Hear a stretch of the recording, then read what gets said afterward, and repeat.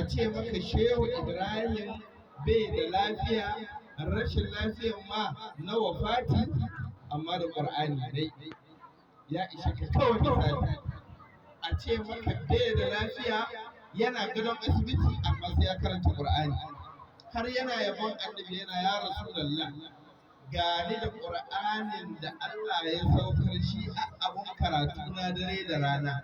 Zaka je yana mai zikirin maulanar jalili jalaluhu min as-sadiq al-mazduq ahmad naqluhu bi yawmiya ataluhu bi jahrin wa khufyatan dawaman wa mislu al-yawmi fi zaka layl.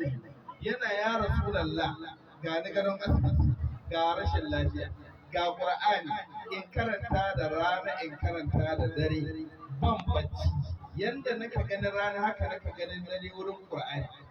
Zaka je na samiri kitabullahi fil layli taliya, abokin hira na alqur'ani in dare shi nake karatu.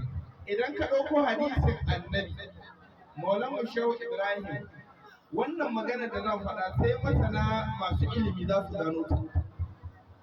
Idan ka bi duniya yanzu duk wani malamin hadisi na ƙwarai, hadisin amma na ƙwarai, duk wani malamin hadisi na ƙwarai a duniya yanzu in ka ga ya ɗaukaka ka san ɗaukaka saboda shehu ya rubuta mai salsala hadisi.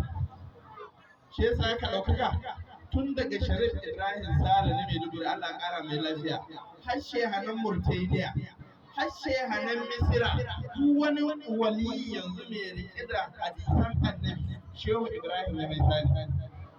Ashe koko shi kaɗai ya ishe mu gano riƙon Shehu Ibrahim da Alƙur'ani da riƙon shi da hadisin manzon Allah. Har ran nan na karanta wani tarihi